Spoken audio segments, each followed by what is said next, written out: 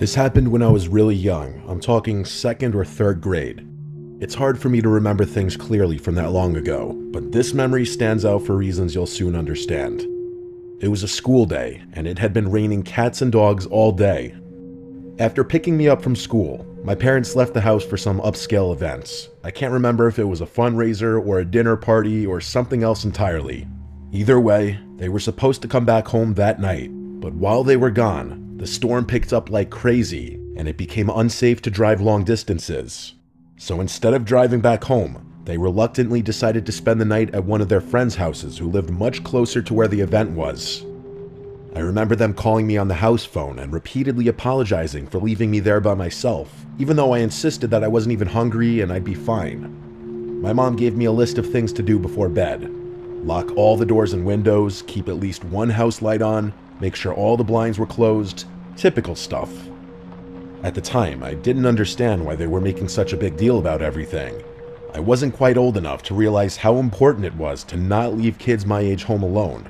In fact, I was actually kind of excited to have the place to myself. It meant unlimited candy and no bedtime. I obviously didn't have a TV or any kind of screen in my room, so I stayed downstairs in the living room watching TV on the couch. I told myself I'd do all that stuff my mom had requested right before going to sleep, since I was planning on staying up all night anyway. But at some point later in the night, the sugar crash got to me and I accidentally fell asleep. No surprise there. I don't remember exactly what time I ended up waking up, but it was late enough for the TV to have gone into sleep mode, so 3 hours minimum. I distinctly remember being much colder when I woke up. Nothing too out of the ordinary. I mean, temperatures drop at night, but the difference was significant enough for me to instantly make the connection, even at that young age. I thought about just curling back up and going back to sleep, but then I remembered the list my mom had given me. Even at that age, I knew she'd find out if I didn't do it, and I really didn't want to get in trouble after she trusted me to stay home alone. So I forced myself off the couch and went to check the windows and doors. I went around and did everything she asked. Locked the front and back doors, closed all the blinds, checked the windows, even the light. Everything was shut tight, which confused me a little because the house still felt way colder than it should have. I even put my hand against a couple of the windows to make sure they weren't cracked open or something, but they were all sealed. I figured maybe the storm knocked out the heater or something, and I didn't think much more about it. That explanation made sense to me at the time, and I was so tired that I couldn't devote more energy to thinking about the heat. So I headed upstairs to my room, ready to crawl into bed and forget about it. When I got to my room, I finally realized just how bad the storm had gotten. Our living room is tucked into the center of the house, so I hadn't really been able to appreciate the storm from down there. My childhood bedroom has a big external window though, so I could hear everything.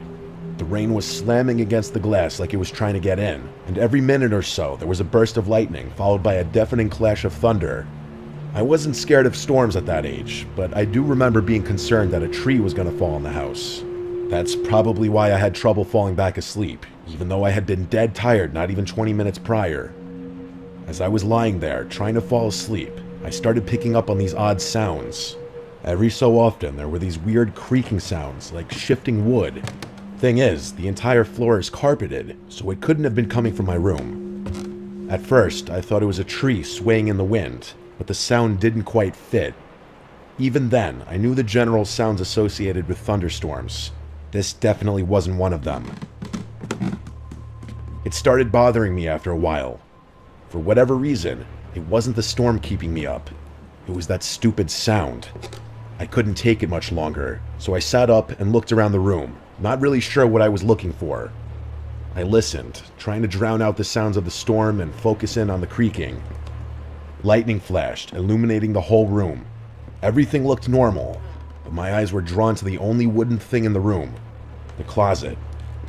The room went dark again, and I sat there perfectly still. About a minute later, lightning flashed again, and my room was once again lit up for just a split second. And in that split second, I saw something that made me choke. The closet door was slightly ajar. It had been closed before, I was 100% sure of it. Something had opened it. There was something in my room.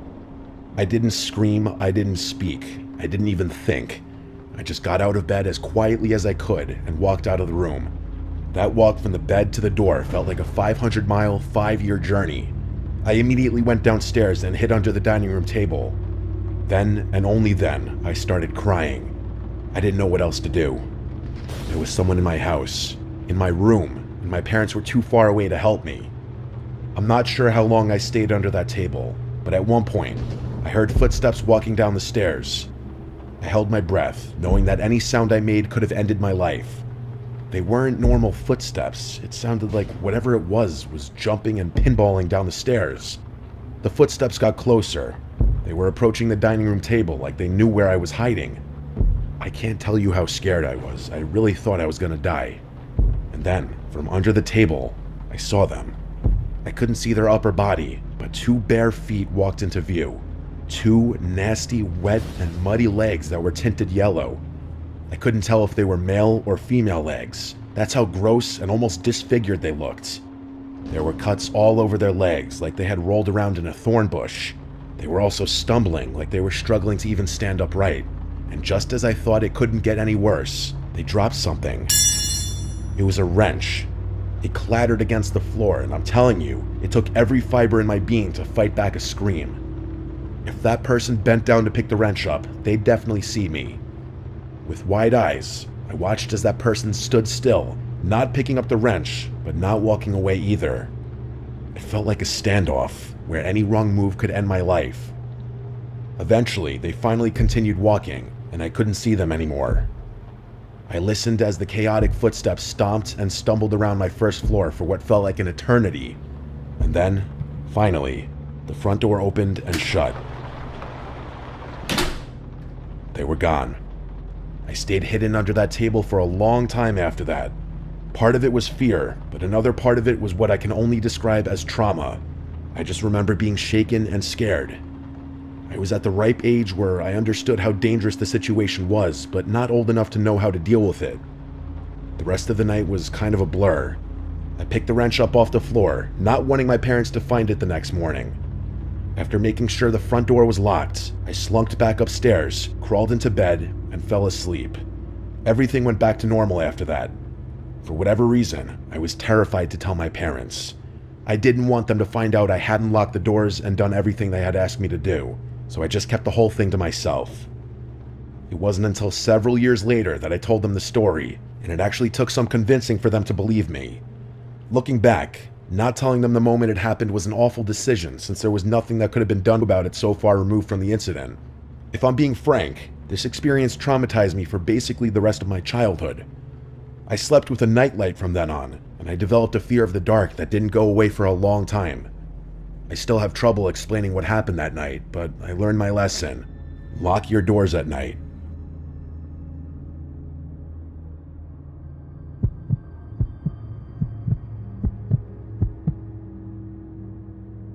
I'm an only child and live with my mom and dad in a decently sized home.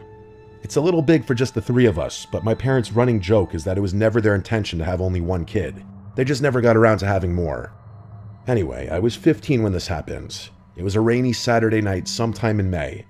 I can't remember exactly when this happened, but I do remember that it was during one of the last weekends before summer started up. There's one last thing I have to mention. I have a lot of weird medical conditions that make my life difficult. I get frequent panic attacks, faint easily, and struggle breathing at times. I'm also one of those weird people who needs complete and total silence to fall asleep. Like, even a small fan is enough to keep me awake. I've mostly learned how to deal with it, but sleepovers and vacations are still unbearable. People always tell me they love the sound of rain and that it helps them fall asleep, but it does the exact opposite for me. It doesn't rain often where I'm from, but every now and then we get these insane downpours that keep me up all night. To be fair, it wasn't a full-on thunderstorm, but it was raining heavily enough to keep me up. No matter what I tried, I couldn't block out the sound of raindrops pattering against the roof. It was late, sometime well after midnight, when I faced the reality that I wasn't going to sleep anytime soon. So I got out of bed and thought about ways I could expend some energy. Eventually, I decided to go for a little walk in the rain. This wasn't the first time I had done that. Walking in the rain was actually something my parents encouraged me to do when I couldn't sleep. We live in a very safe residential area, and there's a huge public park that borders my house, so being out late isn't dangerous at all. Plus, the park is very well lit, which is another one of the reasons I've always felt so comfortable walking there late at night. I put on a rain jacket, quietly walked downstairs, and stepped outside without even bothering to bring an umbrella. I purposely didn't bring my phone because I knew myself well enough that a phone screen was only going to keep me up. It was oddly peaceful outside. I've always been one for nature, and seeing all the trees gently swaying in the wind with the raindrops screaming down their branches was exactly what I wanted. After about 20 minutes, I started to feel myself getting tired, which was a good thing. I turned around and started walking back towards my house, figuring I'd be able to fall asleep by the time I got back. As I was cutting through the park, I glanced toward the road and saw something strange. There was a long black object lying flat in the middle of the street. At first, I thought it was an oddly shaped garbage bag or something like that, but the more I looked at it, the more I realized what it was. It was a person just lying there in the middle of the street. They were face down too from the looks of it. I felt a sick feeling bubbling up in my stomach. The only thought bouncing around my brain was the likely possibility that they had been hit by a car and were injured. Or worse. There was no other logical reason why someone would be lying motionlessly in the street, especially while it was raining. As much as my gut told me to just keep my head down and continue walking, I felt like I had to do something. My parents raised me a certain way. If I see a person in need, I have to help them.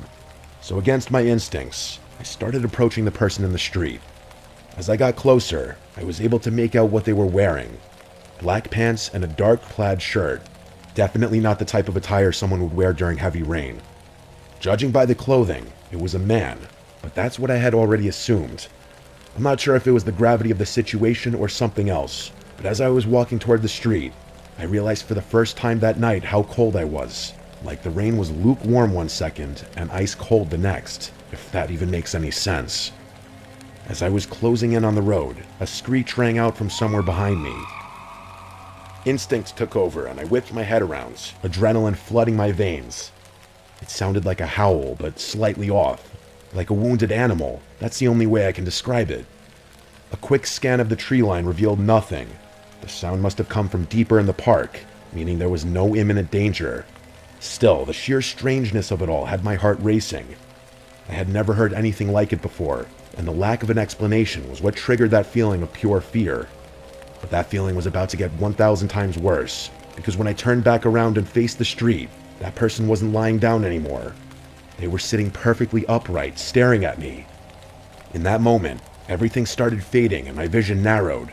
The only thing keeping me from passing out right there was the muffled sound of 1,000 raindrops pattering all around me. Before I could react, that person stood up and started sprinting towards me with a demonic smile on his face. And what's worse, he was holding what looked like a kitchen knife. Up until that moment, I didn't know what it meant to truly fear for your life. I snapped out of my haze and ran as fast as I could in the opposite direction.